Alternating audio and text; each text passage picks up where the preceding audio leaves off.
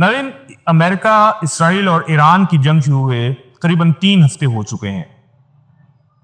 اس میں کس نے کیا پایا کیا کھویا؟ یقیناً کھویا ہی کھویا ہے، پایا کچھ بھی نہیں۔ انسانیت کے دعوے دار خود انسانیت سے گر گئے ہیں، معیشت تباہ ہو گئی، جو ہوٹلنگ کے کاروبار ہیں، جو سیر و سیاحت کے کاروبار ہیں، وہ فنا ہو گئے۔ پاکستان کے حالات مزید ابتر ہو گئے۔ صرف پاکستان ہی نہیں، سعودی عرب ہے، ایران ہے، امریکہ ہے اور اس سے منسلک تمام ممالک اپنی معیشت کا رونا رو رہے ہیں۔ بہت ساری پریشانی اور پیچیدگی اور افراتفری دنیا میں پیدا ہو چکی ہے۔ کچھ سوال ہیں ہمارے پاس، ہم جانیں گے اپنے تجزیہ کار جہاں زیب عزیز صاحب سے، کچھ تفصیلی گفتگو کریں گے، ان سے بات کریں گے اور ان سے پوچھیں گے کہ اس وقت جو ایران، اسرائیل اور امریکہ کی جنگ ہے وہ کس طرف جا رہی ہے؟ کیا جو ٹرمپ انتظامیہ ہے وہ اپنے اہداف حاصل کر چکی ہے یا کرنے میں کامیاب ہو رہی ہے، یا ایران جو ہے نا وہ کامیابی کی طرف جا رہا ہے؟ ایران کی کامیابی قدرے آسان لگ رہی ہے، اس کی فتح کا جو جشن منانا ہے وہ قدرے آسان لگ رہا ہے۔ امریکہ کو ڈیفینڈ کرنا بڑا مشکل ہو گیا ہے میری نظر میں، لیکن ان سے بات بھی کرتے ہیں، ان سے جانتے ہیں کہ ان کا اس حوالے سے کیا نظریہ ہے۔ سر، آپ کے وقت کا بہت شکریہ۔ بڑے ہی پیچیدہ سوال آپ کے سامنے رکھنے جا رہا ہوں، امید ہے کہ آپ ان کو بڑے تفصیلی گفتگو کریں گے اور ہمارے ناظرین جو ہیں وہ ان کے جو آراء ہیں ان کو عزت بھی دیں گے اور ان کو انڈرسٹینڈ بھی کر لیں گے۔ سر، امریکہ نے اسرائیل کے کہنے پر جنگ بھی چھیڑ دی ہے، معیشت کی بھی ایسی کی تیسی پھیر دی ہے، اور اس کے علاوہ جو گلف کنٹریز ہیں ان کے اتحادی ہیں اس کو بھی انہیں اعتماد کو تہس تہس کر دیا ہے۔ تو کیا لگتا ہے کہ آج جبکہ 3 ہفتے تقریباً مکمل ہو چکے ہیں اور امریکہ یا اسرائیل یا دونوں میں سے کوئی ایک اپنے اہداف کے قریب جا رہا ہے، اپنے اہداف کو حاصل کرنے میں کہاں تک کامیاب ہوا ہے؟ یہ بتائیے گا ذرا۔ جی، بسم اللہ الرحمن الرحیم۔ السلام علیکم مبشر صاحب، بہت شکریہ، آپ نے اپنے پروگرام میں مدعو کیا۔ تو بہت واقعی پیچیدہ صورتحال ہے۔ جنگ کے دوران آپ کچھ بھی کہہ سکتے ہیں، معاملات جو ہیں ایک وقت میں ایک پلڑا بھاری ہوتا ہے اور دوسری وقت میں دوسرا پلڑا بھاری ہوتا ہے۔ تو حتمی طور پر تو ابھی کچھ بھی نہیں کہا جا سکتا، لیکن اگر اس کا مکمل آج تک کی جو صورتحال ہے اس کا لب لباب دیکھا جائے تو امریکہ اور اسرائیل نے جو اپنے اہداف مقرر کیے تھے، اگر ہم اس کی بات کریں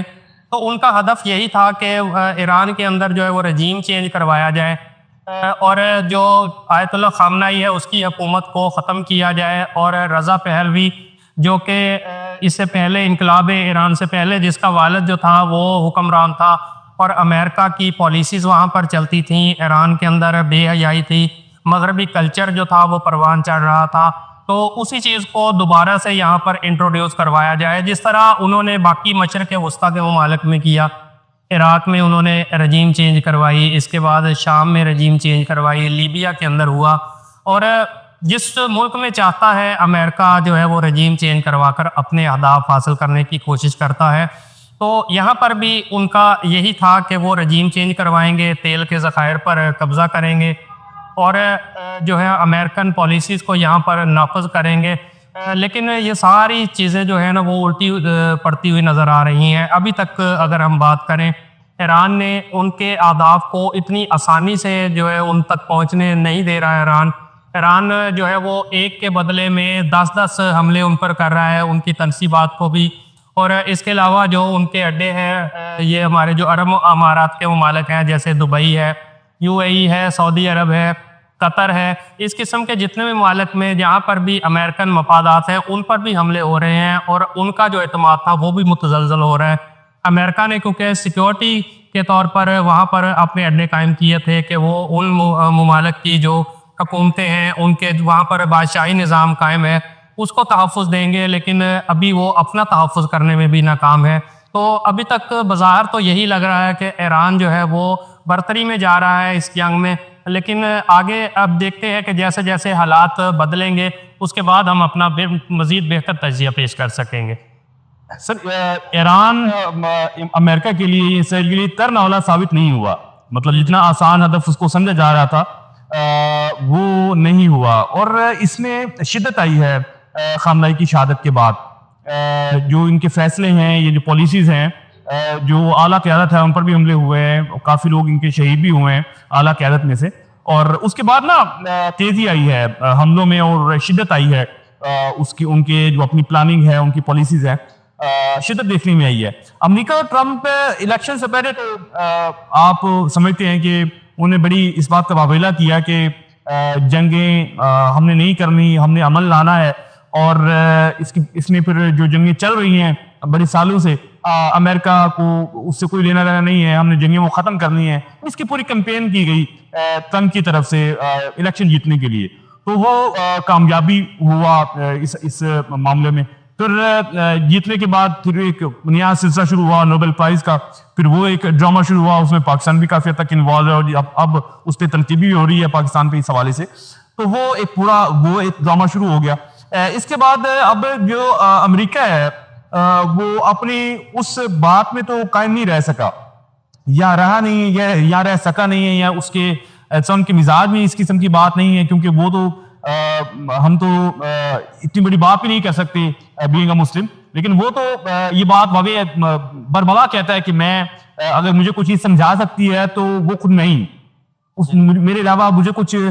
سمجھ نہیں آتا، یہ مجھے کچھ سمجھا نہیں سکتا۔ تو اس سارے معاملے میں جو اتحادی ہیں ان کا اعتماد کیا لگتا ہے کہ کس حد تک متزلزل ہوا ہے، کس حد تک ان کا اعتماد خراب ہوا ہے اس سارے معاملے میں؟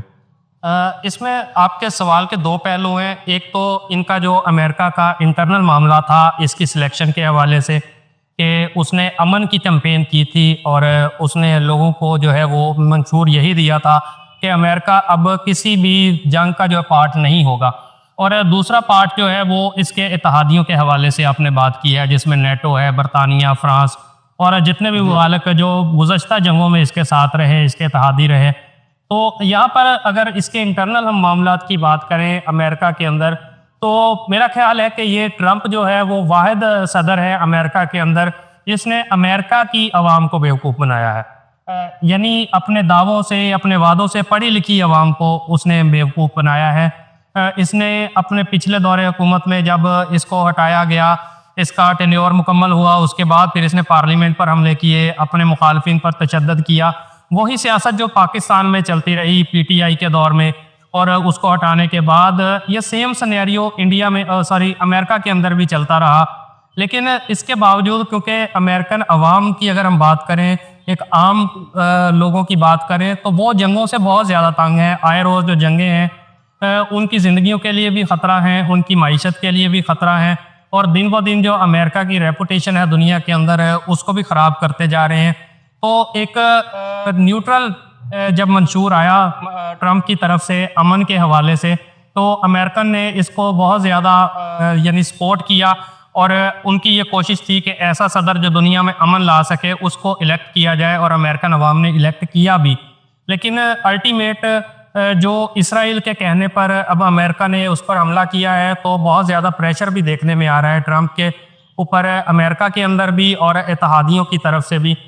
کیونکہ اگر دیکھا جائے تو یہودی مکمل جو ہے وہ صہیونیت کو فالو نہیں کرتے۔ صہیونیت بیسیکلی ایک تنظیم ہے جس کا غلبہ ہے یہودیوں پر، جیوز کے اوپر وہ غلبہ کرتے ہیں، اور تمام معیشت کو بھی وہ کنٹرول کر رہے ہیں، اور جنگوں کو بھی وہ کنٹرول کرتے ہیں۔ ان کا مقصد یہی ہے کہ دنیا میں اسلحہ بیچا جائے جنگیں کروا کر، اور اپنا اسلحہ بیچ کر اس کی معیشت کو بہتر کیا جائے۔ لیکن اس بار یہ ساری چیزیں جو ہے وہ الٹی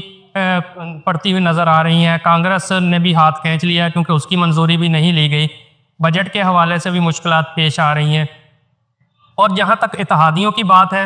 آپ جنگ کا کوئی جواز کسی کو دے تو وہ آپ کا ساتھ دے گا۔ جیسے 2001 میں 9/11 کی جو ہم بات کرتے ہیں، وہاں پر صدر بش نے ایک جواز فراہم کیا تھا افغانستان پر حملے کا، کہ جو 9/11 اس نے کروایا، جو قیاس آرائیاں چلتی رہیں کہ یہ امریکہ نے یہ خود ہی کروایا تھا۔ تو یہ جو ایک اس نے جواز پیش کیا تھا کہ وہاں پر دہشت گرد چھپے ہوئے ہیں تو ہمیں حملہ کرنا ہے، تو جب اس جواز کی بیس پر اتحادی ان کے ساتھ ملتے گئے تھے اور انہوں نے اس کا ساتھ دیا تھا۔ لیکن موجودہ صورتحال میں جب دنیا نے دیکھا ہے، اب ویسے بھی